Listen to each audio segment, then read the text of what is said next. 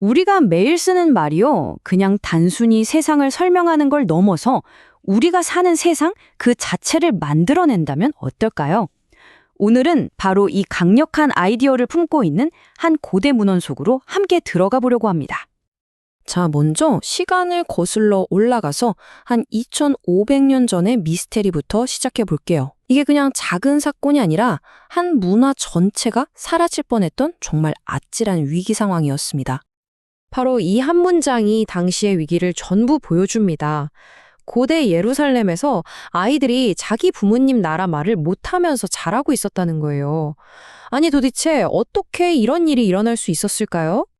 이 상황을 제대로 이해하려면 먼저 그 당시의 역사적인 배경을 좀 살펴봐야 합니다. 자, 한번 들어가 보시죠. 수십 년 동안 포로로 끌려가 살다가 유다 백성들이 여러 번에 걸쳐서 고향으로 돌아오게 됩니다. 에스라나 느헤미야 같은 지도자들은 무너진 성벽을 다시 쌓는 것뿐만 아니라 공동체 자체를 다시 세우려고 정말 애를 썼죠. 그런데 뭔가 아주 크게 잘못되고 있었던 겁니다. 이 위기의 원인이 유전적인 문제였을까요? 아니면 정치적인 거? 아니요, 전혀 아니었습니다. 이유는 정말 지극히 단순하고 인간적인 거였어요. 이게 뭐냐면 바로 우리 뇌가 언어를 배우는 방식하고 아주 깊은 관련이 있습니다. 이런 거죠. 우리 모두는 태어날 때부터 세상의 어떤 언어든 배울 수 있는 일종의 하드웨어를 가지고 태어나는 거예요. 하지만 우리가 실제로 어떤 말을 쓰게 될지, 그 소프트웨어는 뭘 듣고 자라느냐에 따라서 완전히 달라지는 거죠. 자, 이제 감이 오시죠? 느헤미야 시대의 아이들은 주로 외국인 엄마 밑에서 자랐던 거예요. 그러니까 당연히 엄마의 말을 배우게 된 거죠. 유다 말을 쓸 줄 몰랐던 건 그냥 그 말을 충분히 들을 기회가 없었기 때문입니다. 정말 간단한 원리죠. 그런데 이게 그냥 아빠랑 말이 잘 안 통하네 정도의 문제가 아니었어요. 이건 훨씬 더 심각했습니다. 공동체의 영혼, 그 자체를 위협하는 정체성의 위기였던 거죠. 그러니까 여기서 핵심은 이거예요. 언어를 잃는다는 건 그냥 단어 몇 개 잊어버리는 게 아닙니다. 그건 내 역사, 내 가치관, 그리고 우리 공동체의 미래로 이어지는 연결고리 자체를 잃어버리는 것과 같아요. 정말 무서운 일이죠. 그래서 바로 이 지점에서 이야기가 정말 흥미로워집니다. 원본 자료는 이 옛날 이야기를 통해서 오늘날 우리가 겪을 수 있는 어떤 영적인 문제에 대한 굉장히 강력한 비유를 던져주고 있거든요.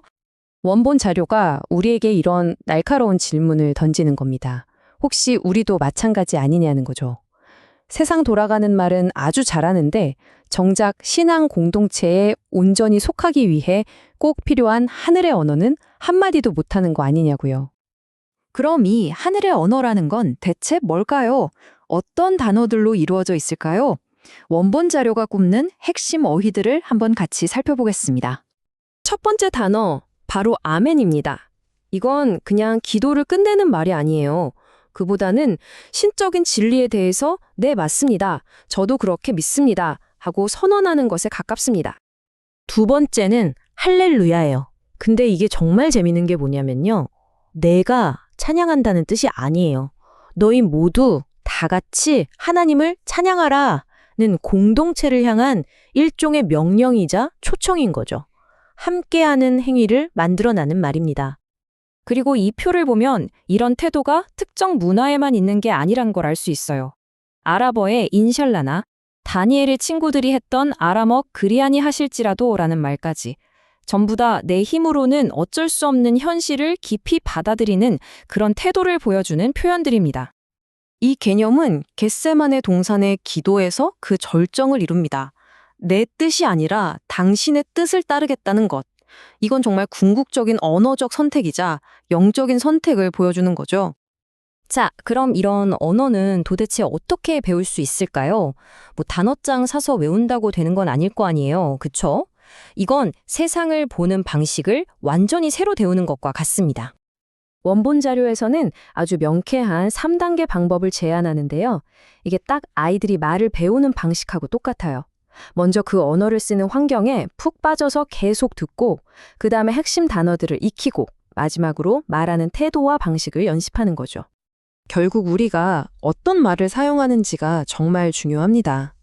우리의 목표는 아무 생각 없이 내뱉는 말로 세상을 망가뜨리는 게 아니라 이 구절처럼 정말 아름답고 가치 있는 말로 더 좋은 세상을 만들어가는 것이겠죠. 철학자 아우구스티누스의 개념을 빌리자면 우리는 사실 두 개의 세상, 그러니까 우리가 발 딛고 사는 현실 세계와 우리 마음속의 영적인 세계를 동시에 살아간다고 할 수 있어요. 그렇기 때문에 우리는 이 두 세계의 언어를 모두 구사할 줄 아는 일종의 이중언어 두사자가 되어야 한다는 겁니다. 궁극적으로 이 하늘의 언어에 익숙해진다는 건요, 신과 소통하는 방식을 바꾸는 것, 그리고 내가 가진 가장 깊은 가치들을 주변 세상에 표현하는 방식을 완전히 바꾸는 것을 의미합니다.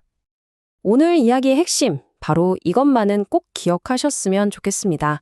느헤미야 시대의 언어가 한 나라의 운명을 결정했듯이 오늘 우리가 매일 선택해서 쓰는 그 말들이 바로 우리의 세상을 만들어 가고 있습니다.